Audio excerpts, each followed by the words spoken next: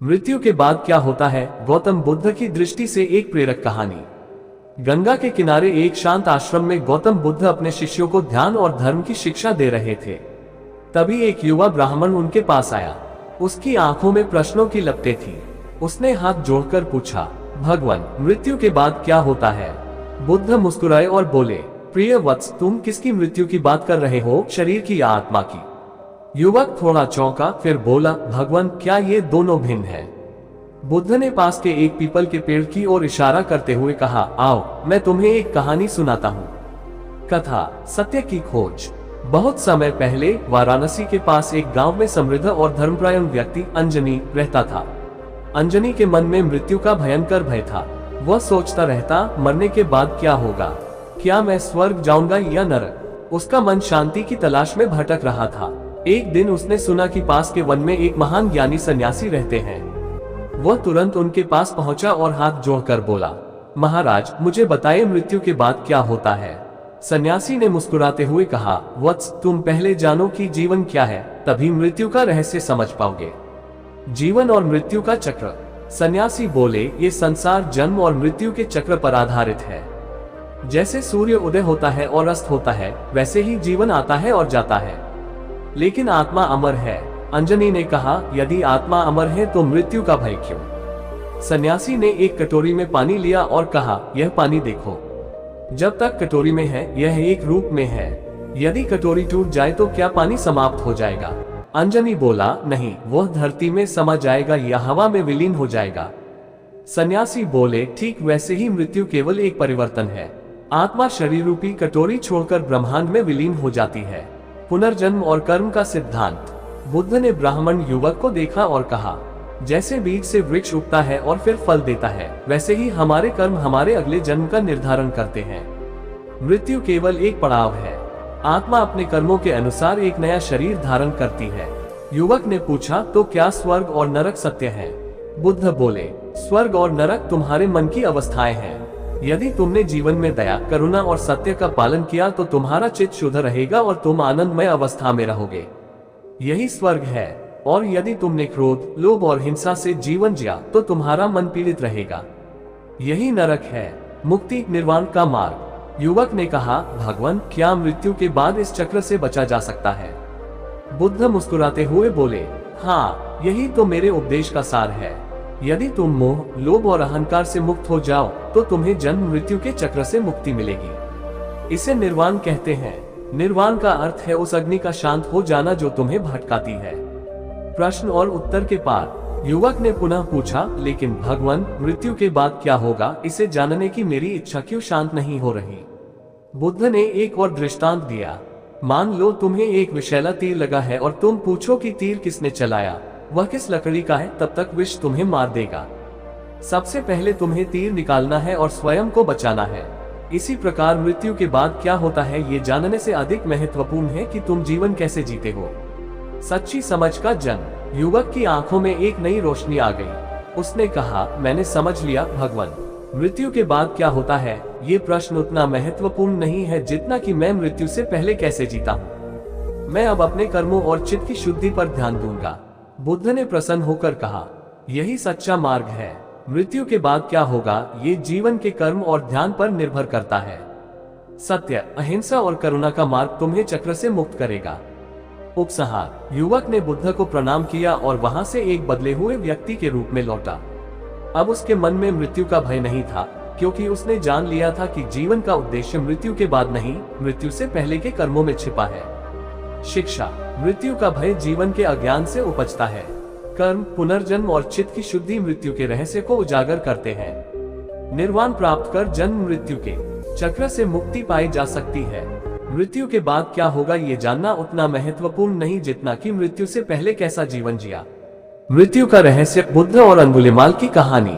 गंगा के किनारे एक सुबह गौतम बुद्ध अपने शिष्यों के साथ विहार कर रहे थे। तभी एक शिष्य ने प्रश्न किया, भगवान, मृत्यु के बाद आत्मा कहाँ जाती है? क्या कोई मृत्यु पर विजय पा सकता है? बुद्ध हल्की मुस्कान के साथ बोले, वत्स, मैं तुम्हें एक सत्य कथा सुनाता हूँ जो मृत्यु और जीवन का गहरा रहस्य प्रकट करती है। अंगुलिमाल का आतंक। बहुत समय पहले कोसल राज्य के जंगलों में एक भयानक डाकू रहता था जिसका नाम था अंगुलिमाल। वह राहगीरों की हत्या कर उनकी उंगलियों की माला बनाता था। उसके आतंक से पूरा क्षेत्र भयभीत था। राजा ने सैनिक भेजे पर कोई उसे पकड़ न सका। अंगुलिमाल के दिल में न दया थी, न ही मृत्यु का भय। वह सोचता था कि संसार में केवल बल ही सत्य है। बुद्ध का आगमन। एक दिन गौतम बुद्ध उस जंगल की ओर चल पड़े। गांव वालों ने उन्हें रोका और कहा, भगवान, उस मार्ग पर अंगुलिमाल रहता है, वह आपको मार देगा। बुद्ध मुस्कुराए और बोले, यदि किसी को बदलना है तो उससे मिलना आवश्यक है। बुद्ध निडर होकर आगे बढ़े। उन्होंने देखा कि एक विशाल वृक्ष के नीचे अंगुलिमाल खड़ा है। उनकी आंखों में करुणा और शांति थी। अंगुलिमाल और बुद्ध का संवाद। अंगुलिमाल ने दूर से ही चिल्लाया, रुको सन्यासी, मैं तुम्हें मार डालूंगा। लेकिन आश्चर्य, बुद्ध शांतिपूर्वक चलते रहे। अंगुलिमाल क्रोधित हुआ और दौड़ते हुए बुद्ध के पास पहुंचा, लेकिन चाहे वह कितना भी तेज दौड़ा, बुद्ध के पास नहीं पहुंच सका। थककर उसने चिल्लाया, सन्यासी रुको। बुद्ध ने कहा, वत्स, मैं तो कब से रुका हूँ, तुम कब रुकोगे? अंगुलिमाल चकित हुआ और बोला, ये कैसी विचित्र बात है, मैं दौड़ रहा हूँ और तुम कह रहे हो कि मैं नहीं रुका। बुद्ध बोले, वत्स, मैं हिंसा और अज्ञान के मार्ग से रुक चुका हूँ, लेकिन तुम अब भी क्रोध, अहंकार और हिंसा के मार्ग पर दौड़ रहे हो। तुम कब रुकोगे? मृत्यु का रहस्य। अंगुलिमाल पहली बार स्तब्ध हुआ। उसने कहा, मुझे मृत्यु का भय नहीं, लेकिन बताए मृत्यु के बाद क्या होता है? बुद्ध ने मुस्कुराते हुए कहा, मृत्यु के बाद वही होता है जो जीवन में तुमने बोया है। यदि तुमने हिंसा और पाप बोया तो कष्ट और पीड़ा तुम्हारी आत्मा का पीछा करेगी, लेकिन यदि तुमने करुणा और प्रेम बोया तो तुम्हारी आत्मा प्रकाश और शांति में विलीन होगी। अंगुलिमाल का परिवर्तन। अंगुलिमाल के हाथों से उसकी तलवार गिर गई। उसकी आंखों से आंसू बहने लगे। उसने बुद्ध के चरणों में गिरकर कहा, मैंने भयंकर पाप किए हैं, क्या अब भी मेरा उद्धार हो सकता है? बुद्ध बोले, हर आत्मा का उद्धार संभव है। यदि तुम अभी से सत्य, अहिंसा और करुणा का मार्ग अपनाओ तो तुम्हारा पुनर्जन्म पवित्र होगा। अंगुलिमाल ने वहीं अपने पापों का परित्याग किया और बुद्ध से दीक्षा लेकर भिक्षु बन गया। अंतिम परीक्षा और मृत्यु का रहस्य। समय बीता। एक दिन अंगुलिमाल भिक्षा मांगते हुए गांव में गया। लोगों ने उसे पहचान लिया और पत्थर बरसाने लगे। अंगुलिमाल लहूलुहान हो गया, लेकिन उसने किसी से द्वेष नहीं किया। बुद्ध के पास पहुंचकर उसने कहा, भगवान, आज मुझे मृत्यु का स्वाद मिला, लेकिन मैं भयभीत नहीं हूँ। मुझे अब मृत्यु का रहस्य समझ में आ गया है। बुद्ध ने मुस्कुराते हुए कहा, वत्स, आज तुम वास्तव में मृत्यु पर विजय प्राप्त कर चुके हो। तुमने अपने अहंकार, क्रोध और हिंसा को मार दिया। मृत्यु शरीर की होती है, आत्मा की नहीं।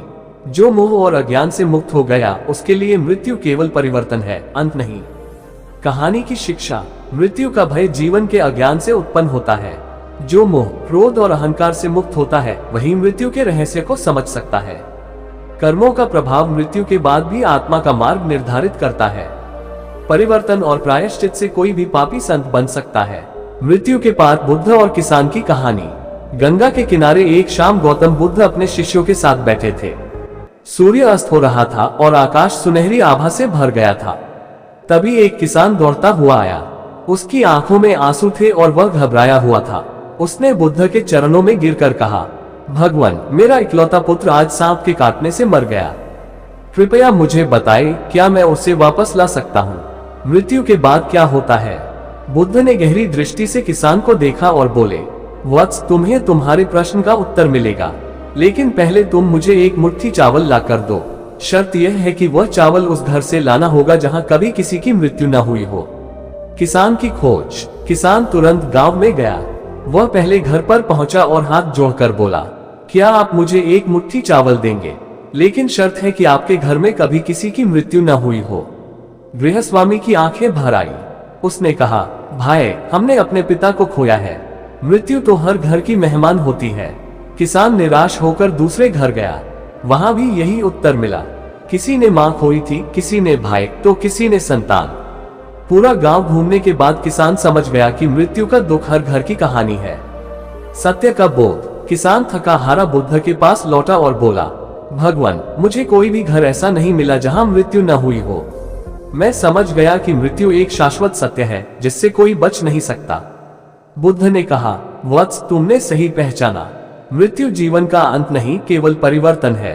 जैसे फूल मुरझाकर बीज में बदल जाता है और फिर नया पौधा बनता है, वैसे ही आत्मा भी एक शरीर छोड़कर नए शरीर में प्रवेश करती है। ये जन्म और मृत्यु का चक्र है, कर्म और पुनर्जन्म का रहस्य। किसान ने पूछा, लेकिन भगवान, मेरे पुत्र की आत्मा कहाँ गई होगी? बुद्ध बोले, आत्मा का मार्ग उसके कर्म तय करते हैं। यदि उसने पवित्र कर्म किए हैं तो वह एक श्रेष्ठ योनि में जन्म लेगी। यदि उसके कर्म अशुद्ध हैं तो उसे कष्टों का सामना करना पड़ेगा। लेकिन यदि तुम चाहो तो अपने पुत्र के लिए पुण्य कर सकते हो, जिससे उसका अगला जन्म शुभ हो। मृत्यु का अर्थ और जीवन का उद्देश्य। किसान की आंखों में अब पीड़ा की जगह शांति थी। उसने कहा, भगवान, मैं आप समझ गया कि मृत्यु के बाद क्या होता है, ये जानने से अधिक महत्वपूर्ण है कि मृत्यु से पहले मैं कैसे जीता हूँ। मैं अपने पुत्र के लिए अच्छे कर्म करूंगा और अपना जीवन सत्य, दया और करुणा के मार्ग पर लगाऊंगा। बुद्ध ने प्रसन्न होकर कहा, यही मृत्यु का रहस्य है। मृत्यु के बाद आत्मा वही प्राप्त करती है जो उसने जीवन में अर्जित किया। इसलिए जीवन को ऐसा बनाओ कि मृत्यु भी एक उत्सव लगे। कहानी की शिक्षा। मृत्यु एक शाश्वत सत्य है जिसे हर प्राणी को स्वीकार करना पड़ता है। मृत्यु के बाद आत्मा के गमन का मार्ग उसके कर्म निर्धारित करते हैं। अच्छे कर्म और पुण्य मृत्यु के बाद भी आत्मा का कल्याण करते हैं। मृत्यु से बड़ा प्रश्न यह है कि जीवन कैसे जिया जाए। आपको ये कहानी कैसी लगी?